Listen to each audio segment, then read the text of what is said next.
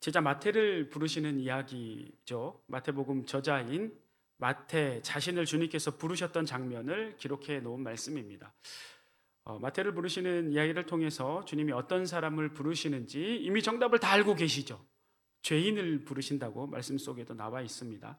그런데 이 말씀이 우리가 다 알고 있는 것처럼 그 말씀이 틀린 게 아닙니다. 맞습니다. 죄인을 부르시는 주님이지만 우리가 알고 있는 딱 그 정도까지만 보면 조금 아쉽습니다. 그래서 이 말씀 속에 담겨져 있는 예수님이 말씀하시는 그 의미를 좀 더 깊게 오늘 이 시간 함께 나누어 보려고 합니다.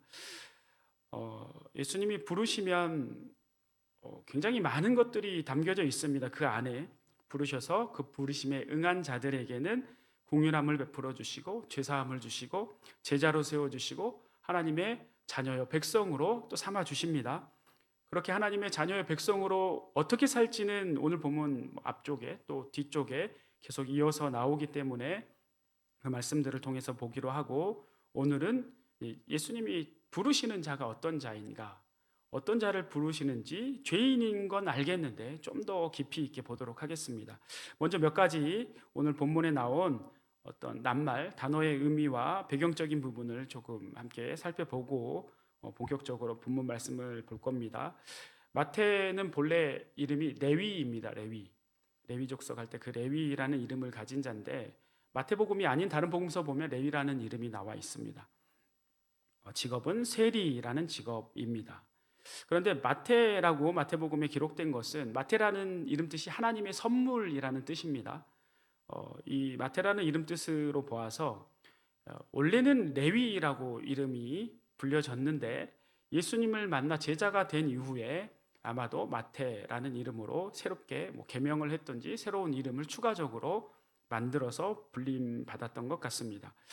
세리 세관이라는 직업은 오늘날 우리가 생각하는 그런 어떤 세무사, 회계사하고는 조금 다릅니다. 이 당시 시대에 로마가 식민 지배를 하고 있으면서 그 식민 지배를 하고 있는 피지배 계층의 그 민족 가운데 부역하게 시키는 거예요. 세금을 징수할 자격을 주어서. 그게 지금 성경에서 나오는 세리, 세관의 모습입니다. 그러니까 조금 애매합니다. 어떤 굉장한 어떤 권력이 있는 건 아닌데 백성들한테 세금을 걷어들일 권한은 있어요. 법적인 보호를 받긴 하나 국민들이 볼 때는 면전에서 돈을 계속 걷어가잖아요. 어떤 정당하게 사유를 말할 수가 없어요. 어떤 이유를 대고 근거를 대서 세금을 자꾸 걷어가는데 따지기는 애매해요. 잘 모르기도 하고 백성들이 볼 때는. 그런데 세금을 걷어가는 게 어마어마하고 살 수가 없도록 막 걷어간단 말이죠.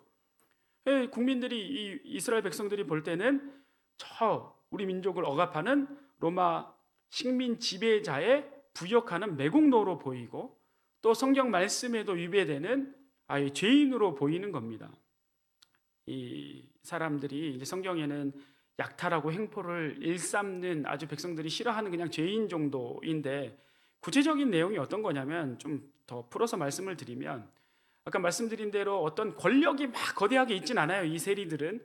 그런데 세금을 걷어들일 권한은 부여받았어요. 그러니까 좀 애매한 위치에 어떤 그럴듯한 건물에서 근무하는 것도 아니고 운막 같은 데 혹은 가판 같은 데서 그 동네에 그 지역에 자기가 맡은 지역에서 세금을 걷어들이는데, 세금을 만약에 어떤 사람에게 10만 원만 세금을 걷어야 되는데 10만 원만 걷는 게 아니에요. 11만 원, 12만 원, 100만 원 걷어야 되는데 110만 원, 120만 원 걷는 거예요. 그러면 100만 원의 세금은 그 원래 로마 당국에게 상납을 해야 되겠죠. 나머지 10만 원, 20만 원을 어떻게든 이유를 대가지고 정상적인 세금인 것처럼 걷어들입니다. 그래서 그 세금을 가지고 자신이 또 다 가질 수 있는 것도 아니에요. 이 권력과 기득권에 연결된 세력들이 있어요. 대제사장이라든가 그 사두개인들 중에 기득권자들이라든가 아니면 자신을 보호해주는 그 로마 군인들이 또 있어요. 왜냐하면 유대인들이 너무나 미워하는 걸 아니까 그래도 보호해주는 군인들을 좀 붙여줘요. 그럼 그 군인들에게도 어느 정도 좀 돈을 떼어줘야 되고, 이렇게 굉장히 돈을 떼어줘야 될 사람이 많다 보니까 세금을 원래 걷어야 될 것보다 더 많이 걷겠죠. 그런 부분이 약탈하고 횡포를 일삼는다고 여겨지게 만든 겁니다. 그러니까 굉장히 부패의 원상이죠. 이 백성들이, 일반 백성들이 볼 때는 뭐 대제사장이나 어떤 기득권, 돈 있고 권력이 실제 있는 자들에게는 권력이 무섭기 때문에 함부로 할 수가 없습니다. 그런데 이 세리는 뭐 권력이 있는 자는 아니고 단지 세금을 거두면서 같이 이렇게 맛볼 수 있는 자기 때문에 그 모든 그 화살은 이 세리가 받는 거예요. 모든 미움과 그 죄인이라고 여겨지는, 그렇게 아주 이스라엘 백성들은 하루가 멀다 하고 돈을 뜯어가는, 로마에 부역하는, 동족을 팔아먹는 이 파렴치한 사람으로 인식되면서 이 세리에 대해서는 아주 그냥 죄인, 같은 민족이면서도 죄인 취급을 했던 겁니다. 조금 더 느낌이 오게 설명을 드리면, 같은 상황은 아니지만 일제강점기 시대에 배경으로 한 우리나라 영화나 드라마를 보면 독립운동하는 사람 끝까지 집요하게 가서 찾아내고 추적하고 하는 사람 어떤 사람이에요? 일본 사람이에요? 아니란 말이에요. 우리 같은 민족인데 부역하는 그 같은 민족의 순사들, 형사들, 이런 사람들이 끝까지 막 추적하고 우리 민족을 더 괴롭힌단 말이죠. 우리가 그 영화나 드라마를 통해 굉장히 시대가 많이 지난 오늘날 볼 때도 막 우리가 피가 끓어오르잖아요. 나쁜 하면서. 당시에 일제 강점기 때 살았던 우리 이제 조상들은 그 일제 부역하는 그 사람들을 볼 때 얼마나 미움이 가득 차 있었겠어요. 그러니까 세리를 볼 때 딱 이 당시에 예수님 시대에 유대인들은 세리를 볼 때 그런 마음이었을 거라고 생각이 됩니다. 그런 세리 중에 한 명인 마태를 지금 주님이 부르시고 있습니다. 9절 말씀, 오늘 본문 말씀 9절 말씀 보겠습니다. 예수께서 그곳을 떠나 지나가시다가 마태라 하는 사람이 세간에 앉아 있는 것을 보시고 이르시되 나를 따르라 하시니 일어나 따르니라.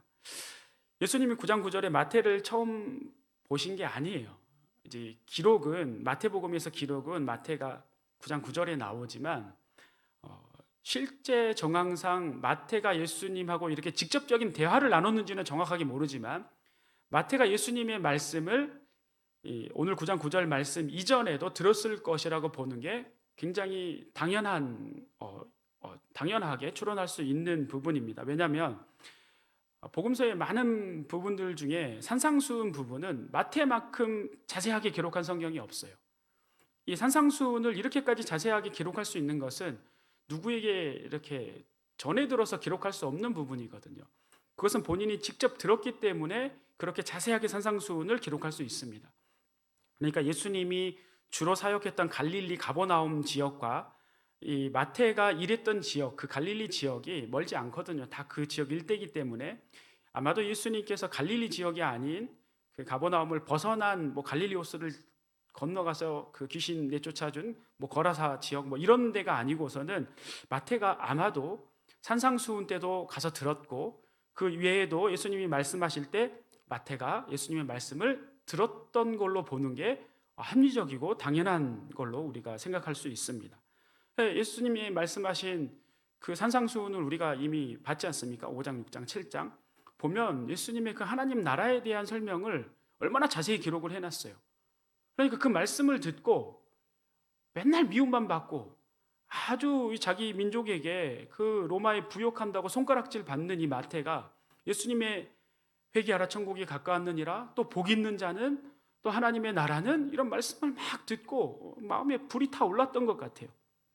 마음에 하나님의 말씀을 어기고 살았던 부분들이 막 회개가 이루어지고 마음속에 예수님의 말씀이 심겨져서 살아 움직이고 생명력 있게 막 이 마음을 움직이고 있었던 거예요.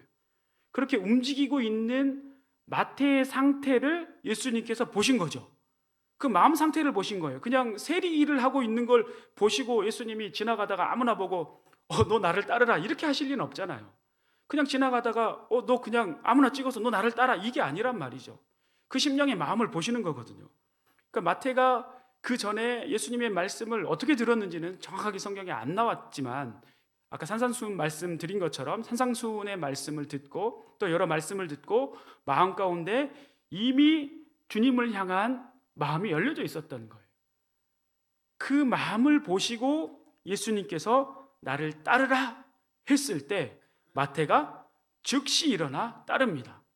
즉시 일어나 따르는 걸 볼 때에도 이미 마태는 예수님을 향한 마음이 간절했어요. 그 갈급함이 넘쳐나고 있었던 겁니다. 삭개오를 예로 들면 삭개오도 여리고성에 예수님이 갔을 때 막 예수님을 가까이 가고 싶었단 말이에요. 근데 예수님 한 번도 만난 적도 없고 일면식도 없고 예수님에 대해서 아는 정보도 없는데 그렇게 했겠어요? 최소한 예수님에 대해서 예수님이 어떤 말씀을 하시고 어떤 기적이 일어나고 어떤 말씀 가운데 능력이 나타났고 그런 것들을 들었기 때문에 그 말씀에 대한 사모함이 있었던 거거든요. 그래서 예수님을 바라보고 만나고 싶은 열망과 갈망이 가득했기 때문에 그 뽕나무 위에 또 그 위에 올라가서 키가 작았기 때문에 예수님을 만나고 싶어하고 바라봤기 때문에 예수님이 그 마음을 보시고 내려오라, 삭개오야 내려오라 해서 그 집에 가신 거거든요. 똑같습니다. 마태도 똑같은 거예요. 그래서 예수님은 마태를 부르시고 따르라고 하신 이후에 그리고 함께 식사를 합니다. 10절 말씀 보겠습니다. 10절 말씀, 예수님께서 마태의 집에서 앉아 음식을 잡수실 때 많은 세리와 죄인들이 와서 예수와 그의 제자들과 함께 앉았더니. 유대인들에게 식사 자리는 굉장히 중요한 자리입니다. 우리 한국 사람들도 식사 자리가 굉장히 중요하잖아요. 인사가 언제 한번 밥 먹자 하고 우리는 대부분 안 먹긴 하죠.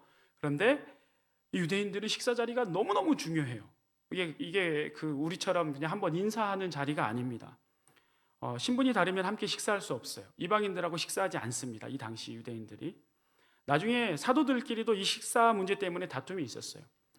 사도 바울이 사실 우리가 생각할 때 베드로는 예수님 제자 중에서도 으뜸이 되는 수장이고 초대 교회의 중심을 잡아주는 제일 어른인데 사도 바울이 갈라디아서 2장에 보면 베드로를 책망합니다. 막 따져 물은 거죠. 잘못한 것을 지적하면서.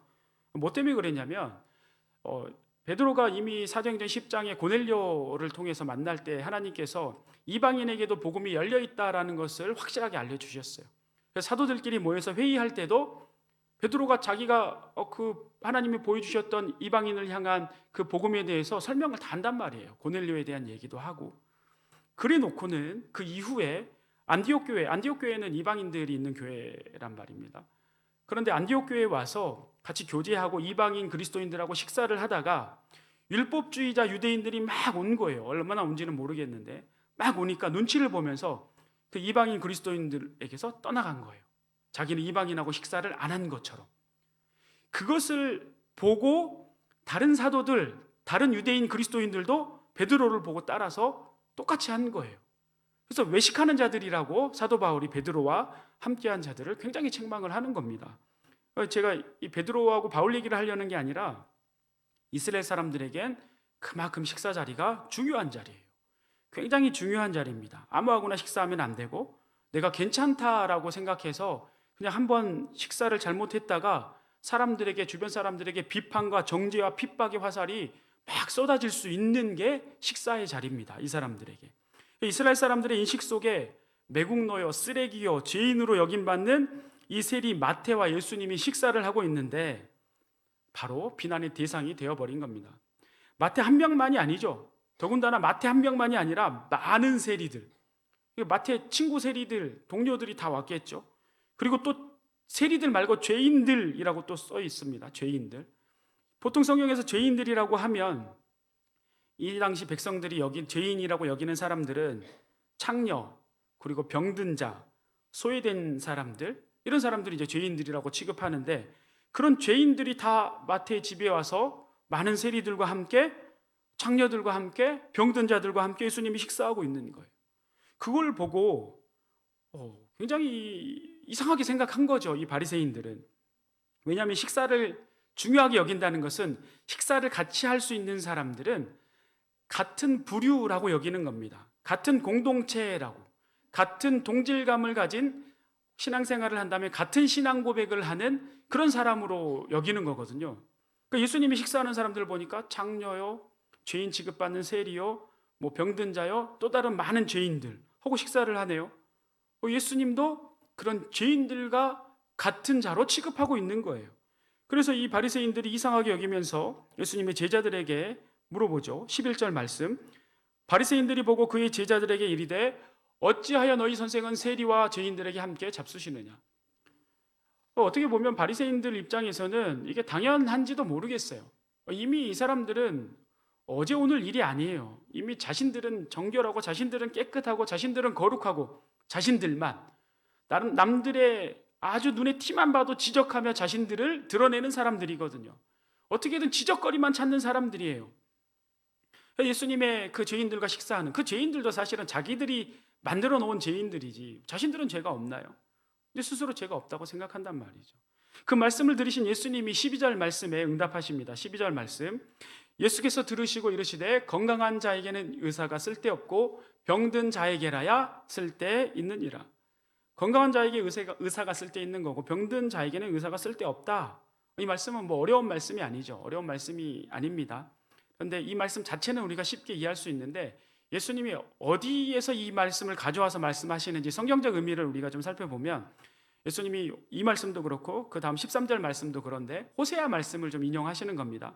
호세아 말씀 5장 13절 말씀을 보겠습니다. 호세아서 5장 13절 말씀 보시면 에브라함이 자기의 병을 깨달으며 유다가 자기의 상처를 깨달았고 에브라임은 아수르로 가서 야렙 왕에게 사람을 보내었으나 그가 능히 너희를 고치지 못하겠고 너희 상처를 낫게 하지 못하리라.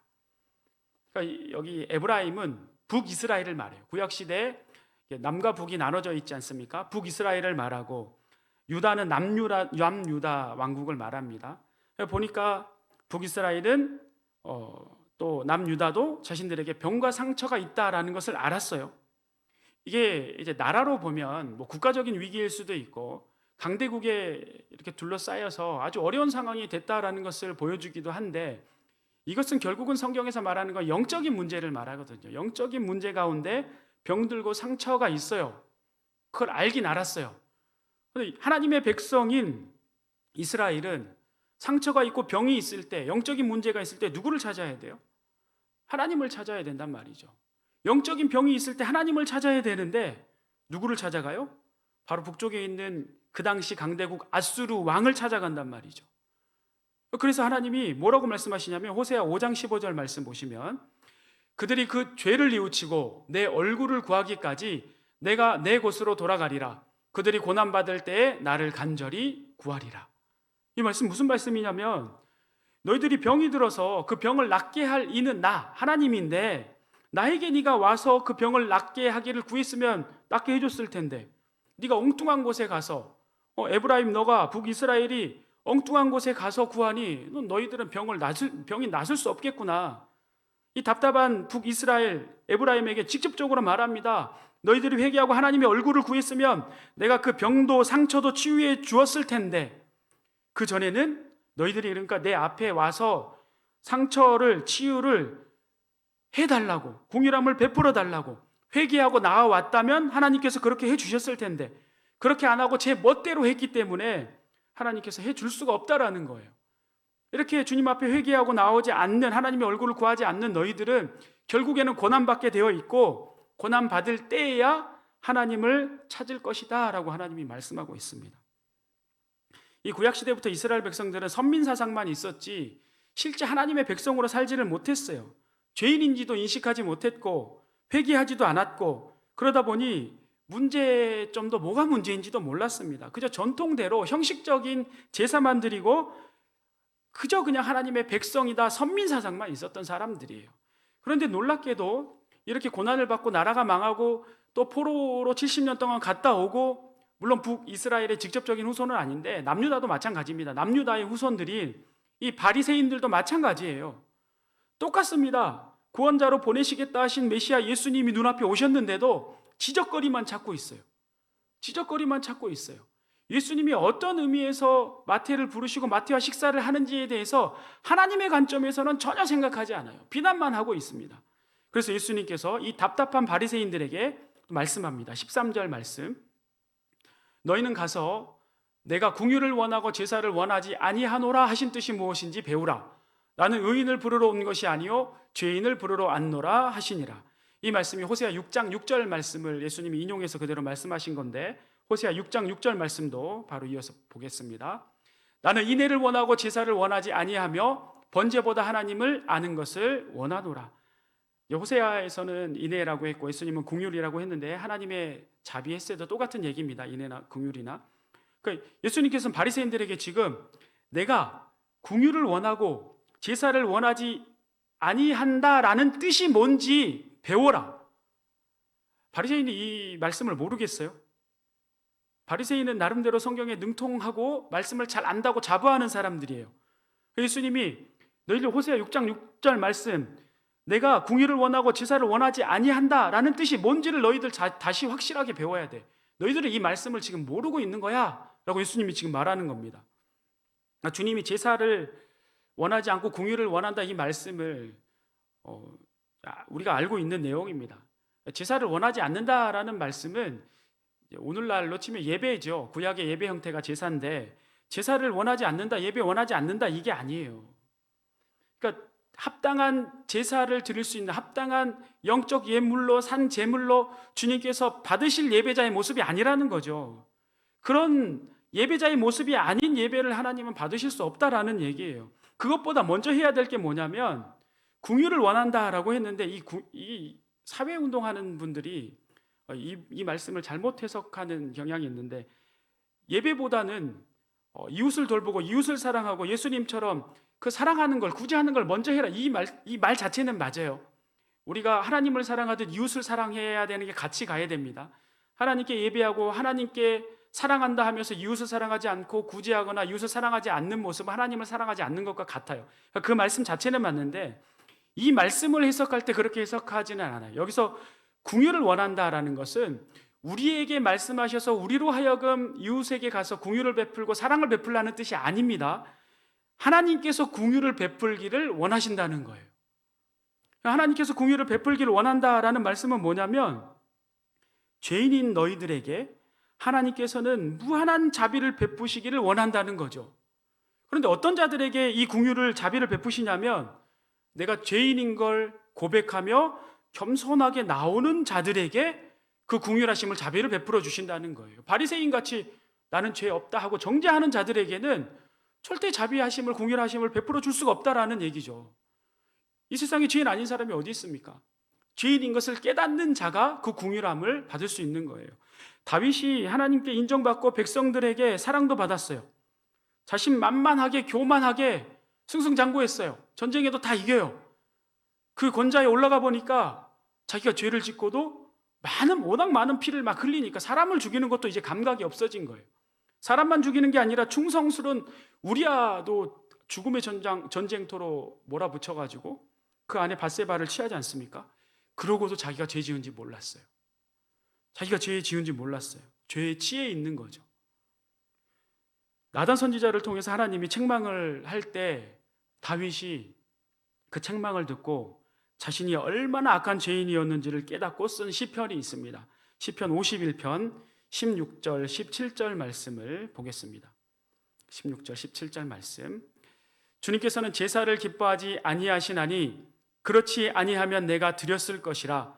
주는 번제를 기뻐하지 아니하시나이다. 17절 말씀 같이 읽겠습니다. 시작. 하나님께서 구하시는 제사는